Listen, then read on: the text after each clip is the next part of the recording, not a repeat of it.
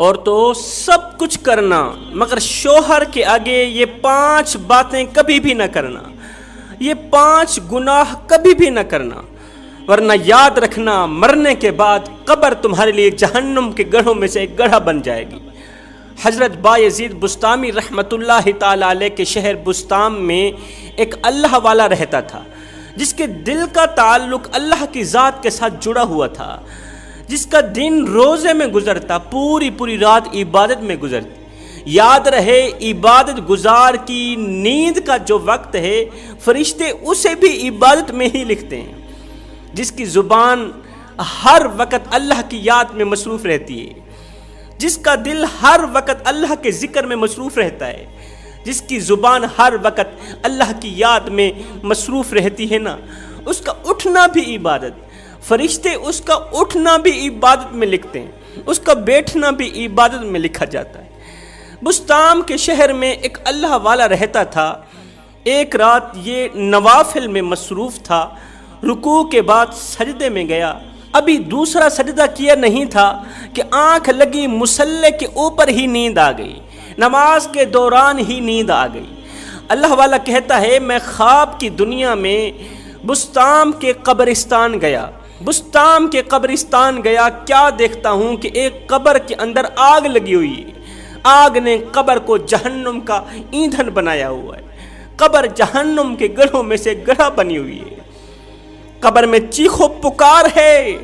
وہ قبر کس کی ہے؟ 2 دن پہلے بسطام کی ایک امیر گھرانے کی جو عورت فوت ہوئی تھی، یہ قبر اسی کی ہے، اور وہی امیر گھرانے کی عورت قبر کے اندر چیخو پکار کر رہی ہے، چیخو پکار کر رہی ہے، مجھے بچاؤ، مجھے بچاؤ، ان سانپوں سے بچاؤ، جہنم کی آگ سے بچاؤ، ان سانپوں سے بچا لو جو ایک بار ڈنگ مارتے ہیں انسان کو 70 گز زمین میں دھنسا دیتے ہیں، مردے کو 70 گز زمین میں دھنسا دیتے ہیں۔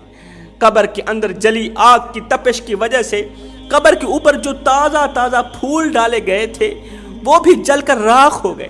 اللہ والا کہتا ہے خواب کی دنیا میں جب میں اس قبر کے قریب گیا تو اندر سے عورت نے مجھے آواز دی۔ کون سی آواز تھی؟ اے بندہ خدا، جا میرے شوہر کو کہنا کہ میری وہ تمام غلطیاں معاف کر دے جو میں دنیا میں تیرے ساتھ کر کے آئی، تیری زندگی میں میں نے جو کالے کرتوت کیے نا وہ معاف کر دے، جو غلطیاں کی، جو تیرا دل دکھایا، دل توڑا، مجھے معاف کر دو۔ جب تک تو نہیں معاف کرے گا مجھے میرا اللہ بھی نہیں معاف کرے گا۔ اگر تو مجھے معاف نہیں کرے گا تو قیامت تک میں اسی عذاب میں مبتلا رہوں گی، قیامت تک میں ایسے عذاب میں مبتلا رہوں گی۔ خدا را مجھے اس عذاب سے بچا لو، مجھے قبر کے کیڑوں سے بچا لو، مجھے قبر کی آگ سے بچا لو۔ یہ اللہ والا کہتا ہے قبل اس کے کہ میں سورہ فاتحہ پڑھتا، قرآن مجید کی تلاوت کرتا کہ عذاب تھوڑا کم ہو جائے کہ میری آنکھ کھل گئی، اتنے میں میری آنکھ کھل گئی۔ اللہ والا کہتا ہے راتوں رات میں گھر سے نکلا، ڈھونڈتا اس عورت کے شوہر کے پاس جا پہنچا۔ میں نے رات والا خواب اس کے شوہر کو بیان کیا، رات والا خواب سنایا۔ میرا خواب سنتے ہی وہ شخص رونے لگا۔ پھر ہم دونوں قبرستان آئے۔ کہتا ہے قسم خدا کی جب میں نے اس قبر کے اوپر ہاتھ رکھا تو قبر کی مٹی اس طرح گرم تھی جس طرح آگ میں جلائے گئے چولہے کی مٹی گرم ہوتی ہے۔ اب میں نے اس آدمی سے پوچھا، شوہر سے پوچھا، اللہ والا کہتا ہے میں نے اس شوہر سے پوچھا کہ تیری بیوی کون سے ایسے گناہ کیا کرتی تھی؟ آخر تیری بیوی کون سے ایسے گناہ کیا کرتی تھی جس کی وجہ سے اس کی قبر جہنم کے گڑھوں میں سے گڑھا بن گئی، جس کی وجہ سے اس کی قبر میں آگ جلی ہوئی ہے، آگ میں بچھو ہی بچھو ہیں؟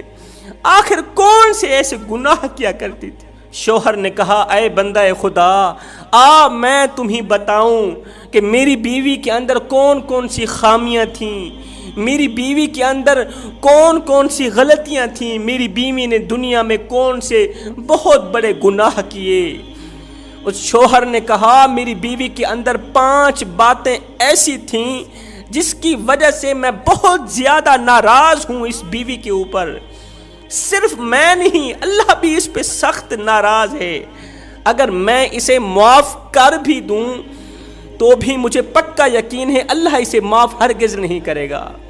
اللہ والے نے کہا وہ کون سی 5 باتیں ہیں، وہ کون سے 5 گناہ ہیں؟ شوہر نے کہا پہلی بات یہ میرے روکنے کے باوجود بھی میری غیر موجودگی میں غیر محرم مرد کو اپنے گھر میں بلاتی تھی اور تنہائی میں اس کے ساتھ بیٹھ کے گناہ کیا کرتی تھی۔ ایک غیرت مند انسان یہ کیسے برداشت کر سکتا ہے کہ اس کی بیوی غیر محرم مرد کے ساتھ تنہائی میں بیٹھے؟ میں اپنی بیوی کو روکتا تھا کہ مرنے کے بعد اللہ کو کیا منہ دکھاؤ گی، کہتی تھی چپ کر جا، میری قبر میرا جواب، قبر میں عذاب ملے گا تو مجھے ملے گا، تجھے کیا تکلیف؟ میں چاہتا تھا کہ اسے طلاق دے دوں، لیکن میرے چھوٹے چھوٹے بچے روتے روتے میرے آگے اپنے ننھے ننھے ہاتھ جوڑتے کہ پاپا ہماری مما کو ہم سے جدا مت کرو، مما کو طلاق مت دو۔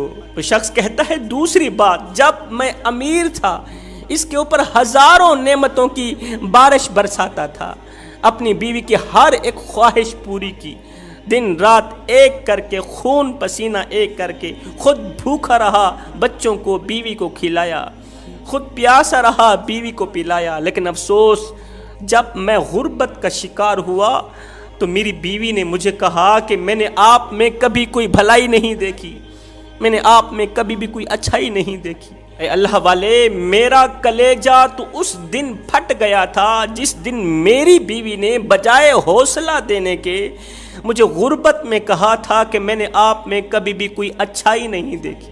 تیسری بات، ایک دن میں سخت تکلیف میں تھا، بیمار تھا، زندگی موت کی جنگ لڑ رہا تھا، تکلیف کی وجہ سے اونچی اونچی آواز میں میں چیخو پکار کر رہا تھا، اونچی اونچی آواز میں رو رہا تھا، یہاں تک کہ ایک ہمسایہ دوڑ کر میرے پاس آیا، کہا کہ تم تنہائی میں اتنی بڑی تکلیف میں پڑے ہو، تنہائی میں اور اتنی بڑی تکلیف میں پڑے ہو اور اتنے بڑے دکھی ہو، رو رہے ہو، تمہارے بچے اور بیوی کہاں ہیں؟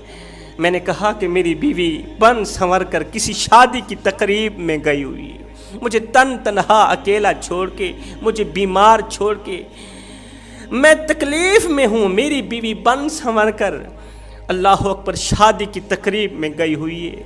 سننے والے نے کہا اللہ اسے غارت کرے جس نے اپنے بیمار شوہر کو گھر میں اکیلا تنہا چھوڑ کر خود شادی اٹینڈ کر رہی ہے۔ کہتا ہے چوتھی بات، جب میں محنت مزدوری کر کے بیوی بچوں کی روزی روٹی کے لیے خون پسینہ ایک کر کے تھکا ہارا شام کو گھر آتا تھا نا، تو میری بیوی بجائے مجھے ویلکم کرنے کے کوئی ایسا جملہ بولتی کہ میری تھکاوٹ مزید بڑھ جاتی، میری تھکاوٹ اور زیادہ بڑھ جاتی۔ پانچویں بات، میں اسے کہتا تھا کہ جس کا کھاتی ہو اس کے گیت گایا کرو، مطلب اللہ کا شکر ادا کیا کرو، نماز پڑھا کرو، قرآن پڑھا کرو، اللہ کے حضور جھکا کرو۔ تو آگے مجھے جواب دیتی میری قبر میرا جواب، قبر میں عذاب ملے گا تو مجھے ملے گا، تجھے کیا تکلیف؟ میں جب اسے طلاق دینے کا سوچتا تھا تو میرے چھوٹے چھوٹے بچے ننھے ہاتھ جوڑ کے عرضی کرتے پاپا مما کو ہم سے جدا مت کرو۔ حضرت یہ وہ 5 گناہ ہیں جس کی وجہ سے یہ بدقسمت اور بدبخت گنہگار بدکار سیاہکار عورت قیامت تک اسی عذاب میں مبتلا رہے گی۔ ہاتھ جوڑ کے عرضی کر رہا ہوں، اے اسلام کی مقدس شہزادیوں، مر جانا مٹ جانا، شوہر کے سامنے یہ 5 باتیں کبھی نہ کرنا۔